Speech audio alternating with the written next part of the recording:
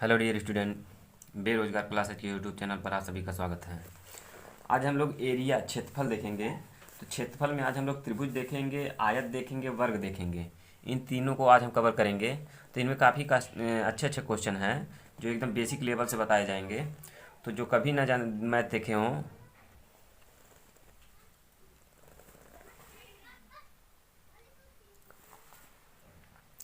Hello dear student, बेरोजगार classes के YouTube channel पर आप सभी का स्वागत है। आज हम लोग क्षेत्रफल एरिया वाला सवाल देखेंगे। तो इसमें आज हम लोग बेसिकली त्रिभुज पर आधारित, आयत पर आधारित और वर्ग पर आधारित क्वेश्चन देखेंगे। तो एकदम बेसिक लेवल से पढ़ाया जाएगा। तो जो स्टूडेंट नए हैं वो इस वीडियो को अवश्य देखें, और वीडियो अच्छा लगे तो लाइक, शेयर तथा सब्सक्राइब जरूर करें। तो चलिए हम आज पहला देखते हैं त्रिभुज। त्रिभुज का क्षेत्रफल क्या होता है। यदि त्रिभुज की भुजाएं ए बी सी हों तो त्रिभुज का परिमाप, अगर त्रिभुज की भुजाएं ए बी सी हों तो त्रिभुज का अर्ध परिमाप यस बराबर होता है तीनों भुजाओं का योग ए धन बी धन सी और बटा दो। तो पहला फार्मूला ये हम याद करेंगे, इसका काफ़ी यूज होगा। दूसरा है कि त्रिभुज का क्षेत्रफल, अगर इसका अर्ध परिमाप यस है तो त्रिभुज का क्षेत्रफल होता है under root S, S minus A मतलब एक भुजा, यस माइनस एक भुजा गुणे यस माइनस बी दूसरी भुजा गुणे यस माइनस सी तीसरी भुजा।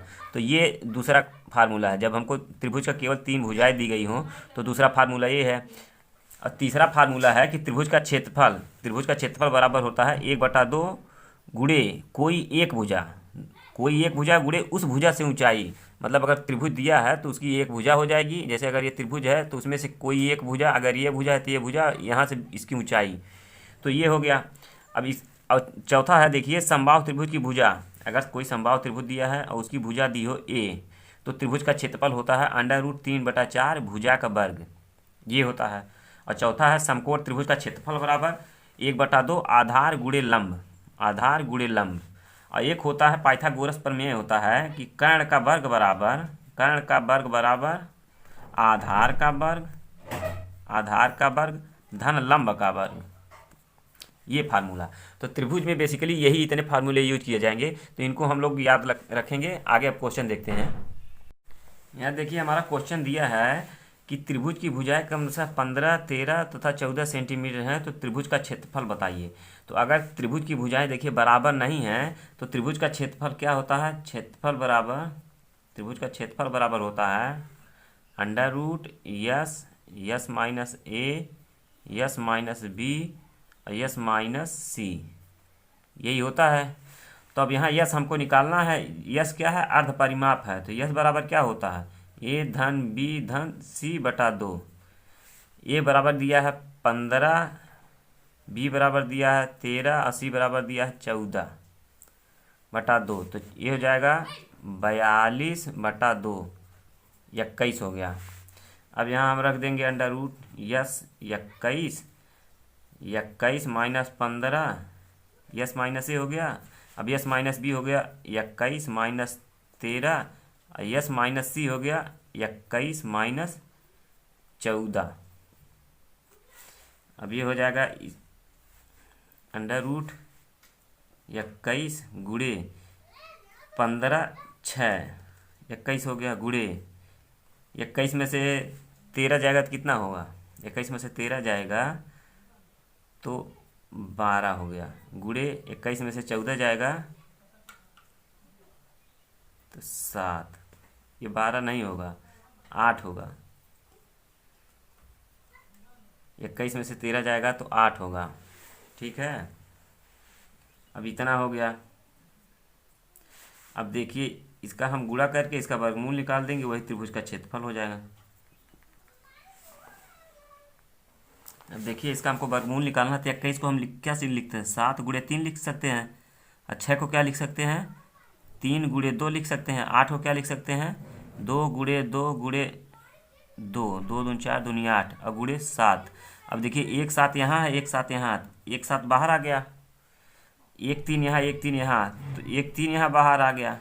अब यहाँ देखिए ये 2 2 है तो इसमें से एक बाहर आ जाएगा, और फिर ये 2 2 है तो इसमें से एक बाहर आ जाएगा। 2 दूनी 4 3 12, 12 7 84। त्रिभुज का क्षेत्रफल बराबर क्या आ गया, 84 वर्ग सेंटीमीटर। अगला क्वेश्चन अब हम देखेंगे। अगला क्वेश्चन दिया है कि एक समद्विबाहु समकोण त्रिभुज का क्षेत्रफल 36 वर्ग सेंटीमीटर है, तो उसका आधार ज्ञात कीजिए। समद्विबाहु समकोण त्रिभुज है, मतलब समद्विबाहु मतलब उसकी दो भुजा बराबर हैं, और त्रिभुज क्या है, समकोण। तो ऐसे होगा त्रिभुज, ये 90 अंश कोण है, ये भुजा बराबर है। तो पाइथागोरस प्रमेय से क्या होगा, यहाँ कर्ण का वर्ग बराबर लंब का वर्ग, लंब ये है, लंब का वर्ग धन आधार का वर्ग। तो यहाँ लंब आधार दोनों बराबर हैं, तो यहाँ कर्ण का वर्ग बराबर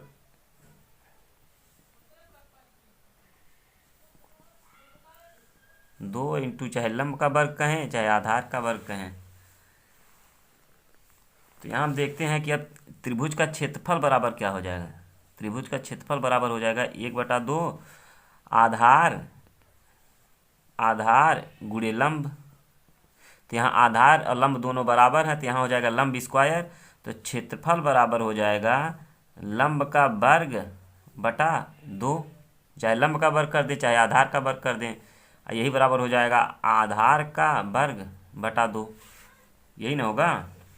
तो अब इसमें देखिए क्या दिया है, एक समद्विबाहु समकोण त्रिभुज का क्षेत्रफल 36 वर्ग सेंटीमीटर है, मतलब क्षेत्रफल दे दिया है 36, और ये बराबर क्या है, तो उसका आधार ज्ञात कीजिए। तो आधार यहाँ से क्या हो जाएगा, ये हो जाएगा आधार का वर्ग बटा 2, यही ना हो गया।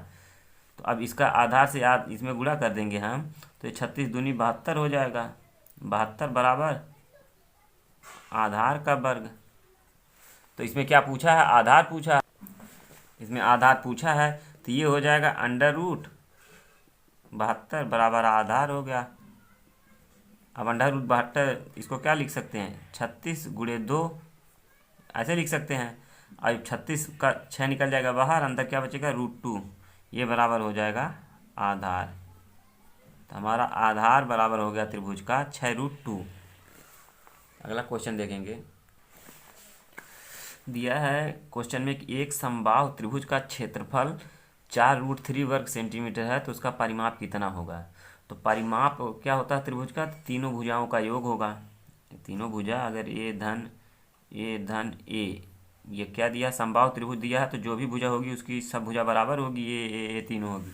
तो अब हमको भुजा निकालना है, तो यहाँ के क्या दिया है, क्षेत्रफल दे दिया है।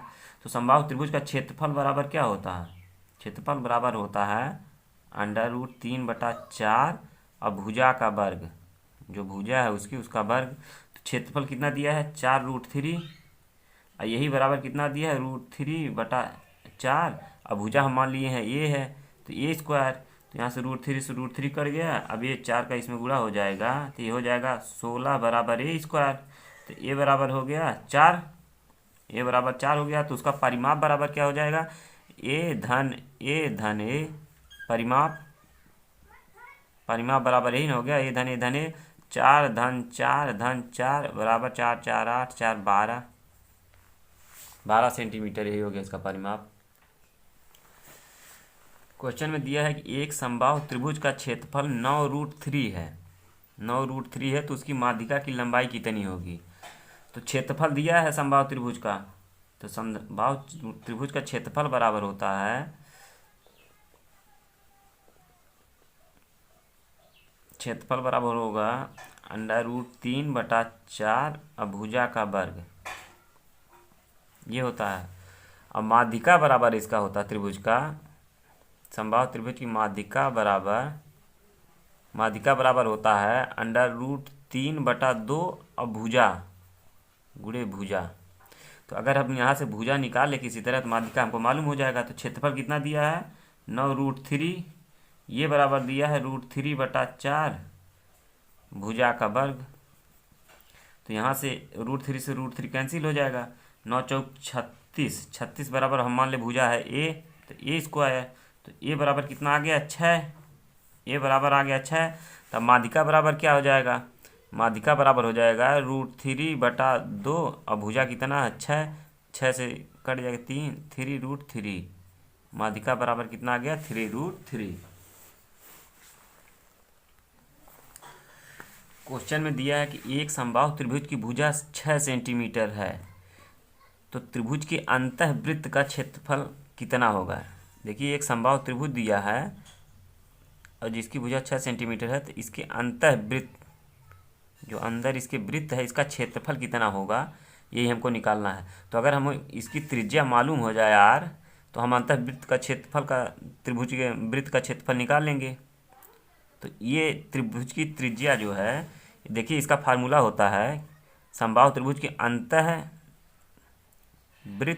की त्रिज्या बराबर होता है समबाहु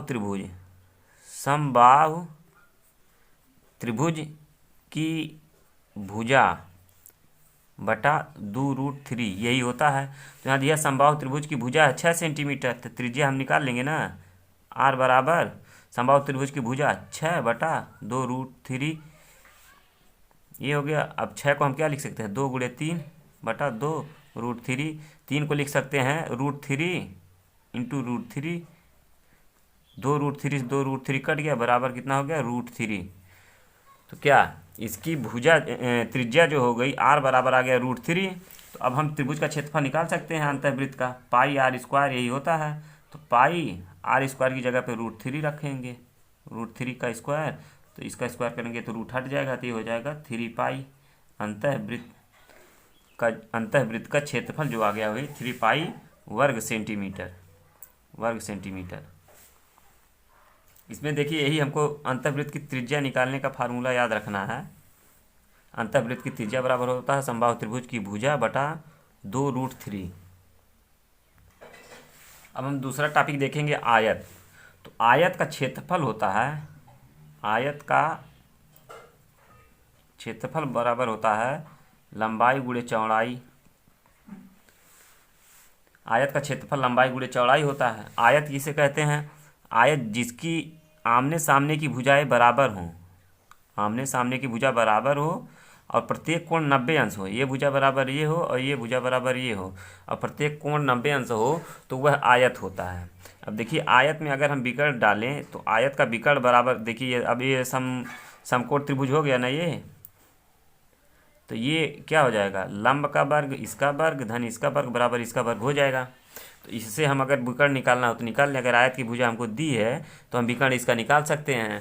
तो चलिए हम आयत के बारे में देखते हैं। इसका परिमाप होता है, चारों भुजाओं का योग। तो चारों भुजा, ये भुजा अगर ये है और ये बी है, ये भी बी है, तो परिमाप क्या हो जाएगा, आयत का परिमाप बराबर हो जाएगा। अब हम चारों भुजा जोड़ेंगे तो ए धन बी, तो क्या हो गया 2a धन 2b, तो ये बराबर क्या हो जाएगा 2a धन b। तो आयत का परिमाप क्या होता है, 2 और दोनों भुजाओं का योग, 2 गुणे दोनों भुजाओं का योग, 2a धन b, या इसी को हम लिख सकते हैं 2 लंबाई धन चौड़ाई। तो अब हम आयत पे क्वेश्चन देखेंगे। देखिए अगर किसी आयत की लंबाई दिया हो, लंबाई बराबर दिया हो 10 सेंटीमीटर और चौड़ाई बराबर दिया हो 8 सेंटीमीटर, तो उसका हमको क्षेत्रफल निकालना हो। तो क्षेत्रफल बराबर क्या हो जाएगा, लंबाई गुणे चौड़ाई, ये बराबर क्या हो जाएगा 10 गुणे 8 बराबर 10 × 8 80 वर्ग सेंटीमीटर। देखिए यहाँ क्षेत्रफल वर्ग होगा और अगर आयतन होता तो घन में होता। क्षेत्रफल जो है किसी पृष्ठ का, जैसे ये आयत है, क्षेत्रफल और आयतन में यही अंतर है कि आयतन में 3 डायमेंशन होगा और क्षेत्रफल में 2 डायमेंशन होगा। ठीक है। अब यहाँ देखिए किसी आयत का परिमाप 56 सेंटीमीटर और लंबाई 15 सेंटीमीटर है, तो आयत का क्षेत्रफल ज्ञात कीजिए। आयत का क्या हमको निकालना है, क्षेत्रफल निकालना है। किसी आयत का परिमाप 56 सेंटीमीटर और लंबाई 15 सेंटीमीटर है, तो आयत का क्षेत्रफल निकालिए। तो क्षेत्रफल निकालने के लिए क्षेत्रफल बराबर क्या होता है, क्षेत्रफल बराबर होता है लंबाई गुणे चौड़ाई, यही होता है क्षेत्रफल। अब हमको लंबाई मालूम, अगर चौड़ाई पता चल जाए क्षेत्रफल निकालेंगे। तो इसके लिए हमको क्या दिया है, परिमाप 56 सेंटीमीटर दिया है, और ये बराबर क्या होता है 2 लंबाई धन चौड़ाई, यही ना होता परिमाप। तो अब लंबाई धन चौड़ाई बराबर क्या हो जाएगा, ये 56 से इसमें भाग चला जाएगा, 56 भागे 2 बराबर क्या हो गया, लंबाई कितना दिया 15 और धन चौड़ाई, यही ना है। अब चौड़ाई यहाँ से निकल जाएगी ना, तो ये हो गया 28, 28 बराबर 15 धन चौड़ाई। तो चौड़ाई बराबर क्या हो जाएगा, 28 में से 15 घट जाएगा, 28 में से 15 घट जाएगा, इधर आएगा तो ये बराबर हो गया चौड़ाई। तो 28 में से 15 जाएगा तो कितना आएगा, 3, 13। चौड़ाई बराबर आ गया 13। तो अब हमको क्या निकालना है, क्षेत्रफल निकालना है। तो क्षेत्रफल बराबर क्या होगा, लंबाई गुणे चौड़ाई। लंबाई कितना दिया, 15, क्षेत्रफल बराबर 15 गुणे 13। 15 तिया 5 हासिल 4, 15 कम 15 4 19, 195 वर्ग सेंटीमीटर। ये आ गया आयत का क्षेत्रफल।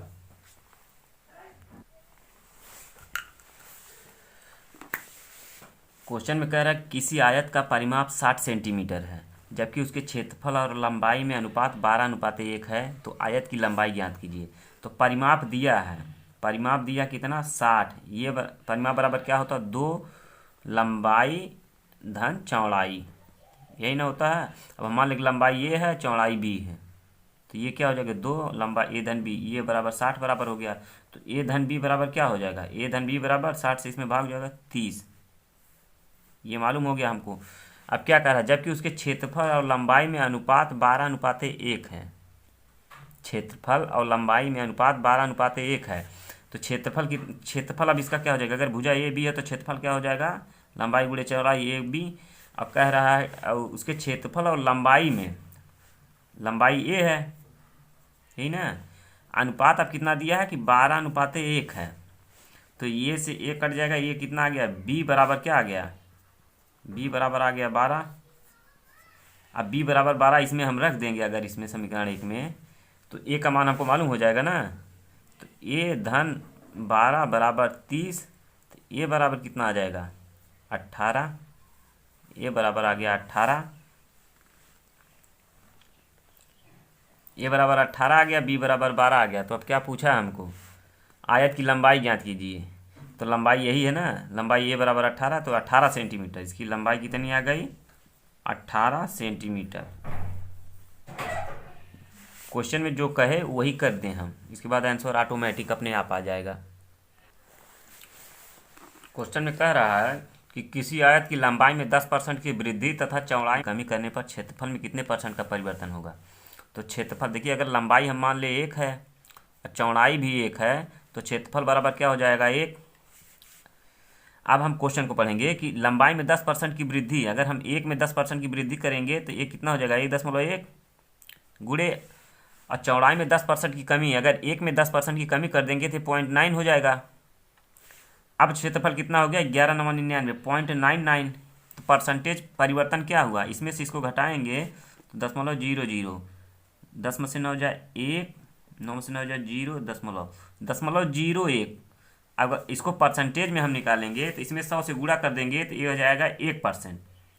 0.01 में अगर 100 से गुणा करेंगे हम तो ये हो जाएगा 1%, मतलब 1% की कमी हो जाएगी उसके क्षेत्रफल में।